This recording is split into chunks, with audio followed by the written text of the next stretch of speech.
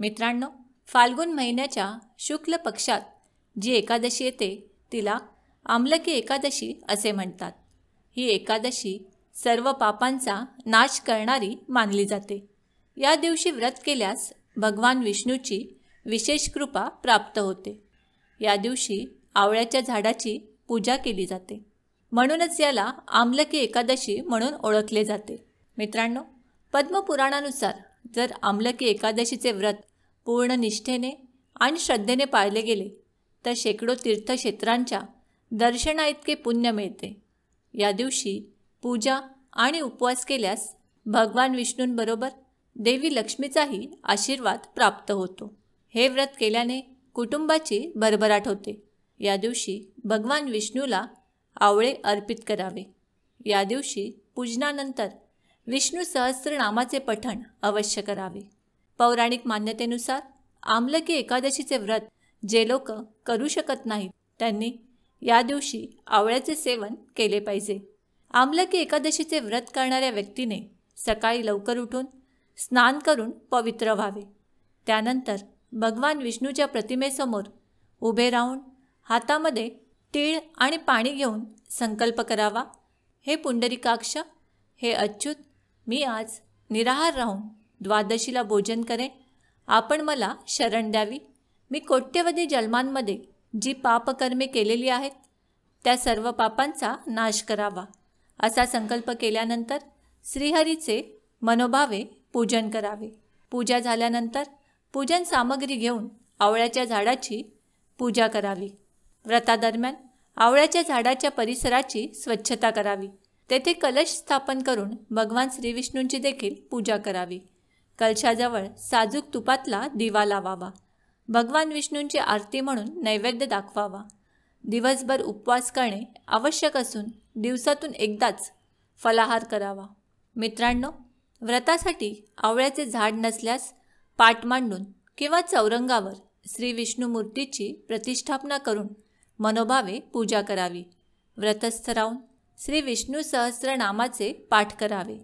दुसऱ्या दिवशी गरीब ब्राह्मणाला अन्नदान आणि दक्षिणा देऊन व्रताचे उद्यापन करावे. मित्रांनो, ज्यांना हे व्रत करणे शक्य होत नाही त्यांच्यासाठी अत्यंत सोपा उपाय म्हणजे या दिवशी आवळा नक्की खावा. मित्रांनो, हे व्रत सर्वोत्तम, कल्याणकारी आणि फलदायी असते. भगवान विष्णू हे लक्ष्मीपती असल्यामुळे विष्णूंचे हे व्रत केल्याने धनधान्य, संपत्ती प्राप्त होते. कुटुंबाची भरभराट होऊन समृद्धी मिळते.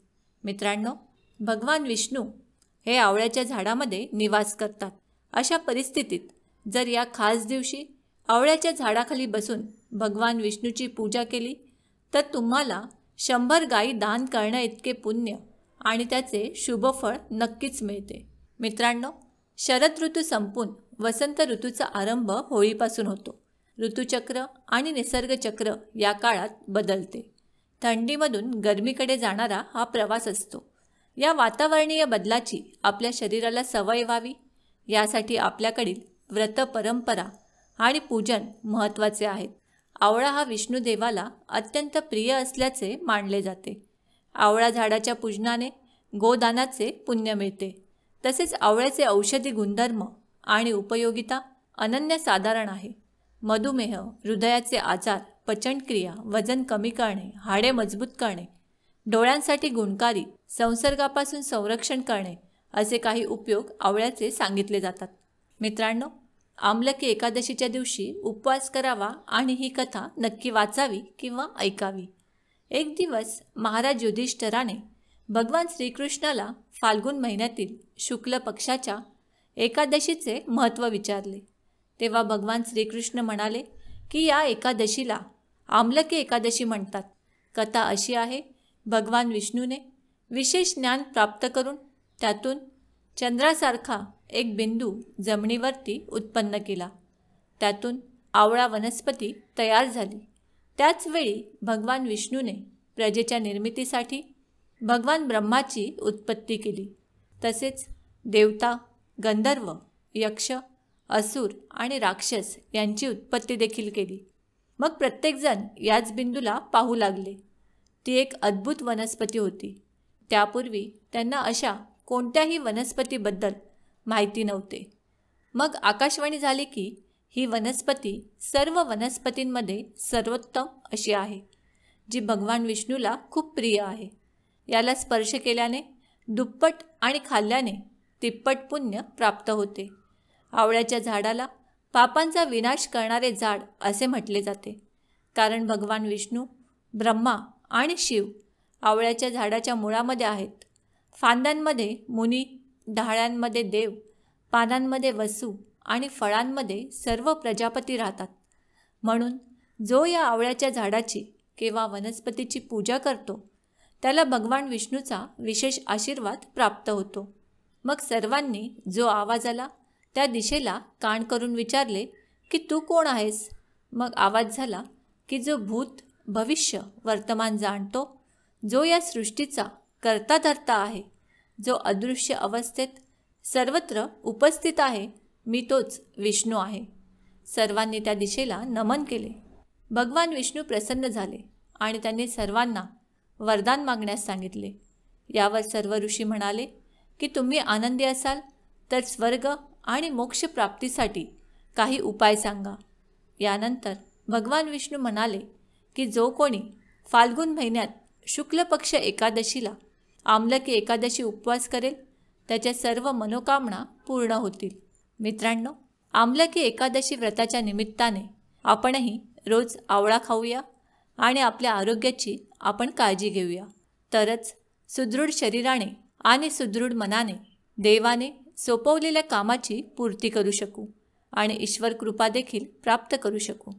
मित्रांनो, आमलकी एकादशीची अजून एक कथा सांगितली जाते. ती पुढील प्रमाणे. कुंतीनंदन भगवान श्रीकृष्णांना विचारतात, फाल्गुन महिन्यातील शुक्ल पक्षात येणाऱ्या एकादशीचे काय महात्म्य आहे.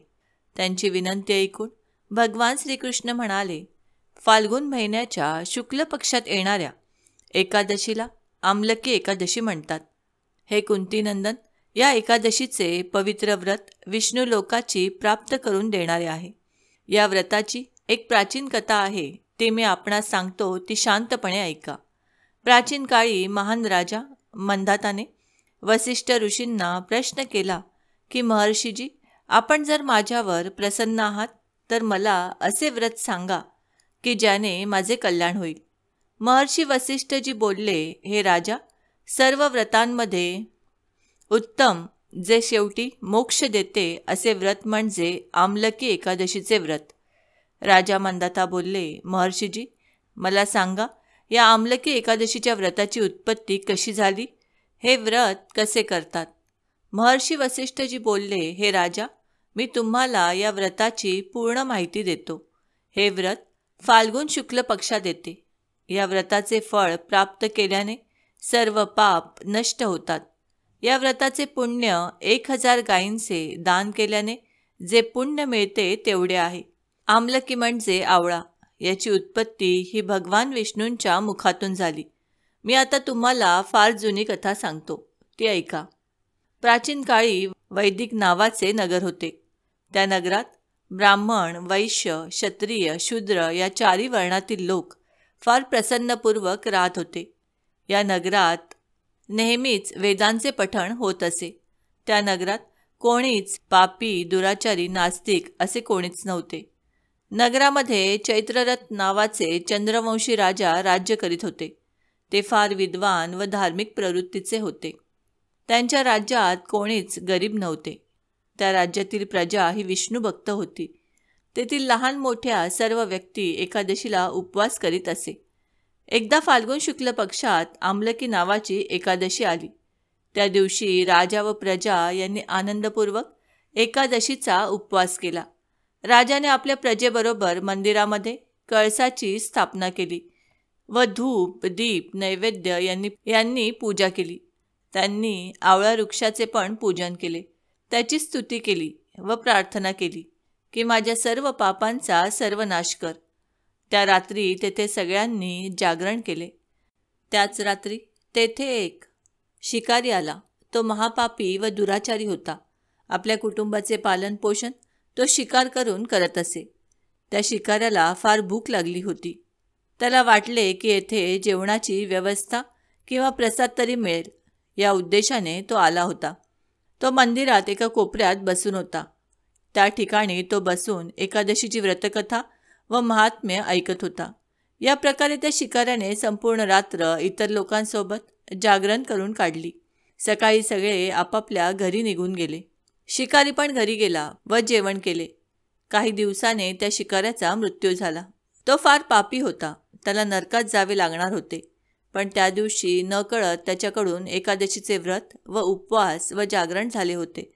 त्यामुळे त्याचे सर्व पाप नष्ट झाले होते व त्याला पुण्याची प्राप्ती झाली होती. त्याला पुढील जन्म देण्यात आला. त्याचा राजा विदुरथच्या घरी जन्म झाला. त्याचे नाव वसुरथ असे ठेवण्यात आले. वसुरथ पुढे तिथला राजा बनला व तेथे चांगल्या प्रकारे राज्य केले. त्याच्या चेहऱ्यावरील तेज सूर्याप्रमाणे होते. त्याची कांती चंद्राप्रमाणे, क्षमेची प्रवृत्ती पृथ्वीप्रमाणे होती. तो अत्यंत धार्मिक, सत्यवादी, कर्मवीर आणि विष्णुभक्त होता. तो प्रजेला पुत्रवत प्रेम देत असे. रोज दानधर्म करत असे. एकदा राजा वसुरथ शिकार करण्याकरता गेला. त्याला दिशेची माहिती नसल्यामुळे जंगलात तो रस्ता भटकला. तेथेच एका झाडाखाली तो झोपला. काही वेळाने तेथे डाकू आले. राजाला एकटे पाहून ते ओरडत होते, मारा, याला मारा. या राजाने आपल्या वडील, आजोबा व इतर भाऊ बांधवांना मारले व काहींना राज्यातून काढून टाकले. आता आपण याला मारून बदला घ्यायला पाहिजे. एवढे म्हणून डाकू राजाला मारू लागले. डाकू अस्त्र शस्त्राने राजावर वार करीत होते. परंतु ते अस्त्र शस्त्र राजाच्या शरीराला लागताच नष्ट होत होते व राजाला फुलांप्रमाणे जाणवत होते. देवाच्या कृपेने डाकूंचे अस्त्रशस्त्र हे त्यांचेच त्यांच्यावर उलट प्रहार करत होते. त्यात सर्व डाकू जखमी होऊन बेशुद्ध झाले. राजा जेव्हा झोपेतून उठला त्यांनी पाहिले की त्यांच्या आजूबाजूला कित्येक डाकू मरून पडले आहे. तो विचार करत होता की आपल्याला कोणी बरे वाचवले.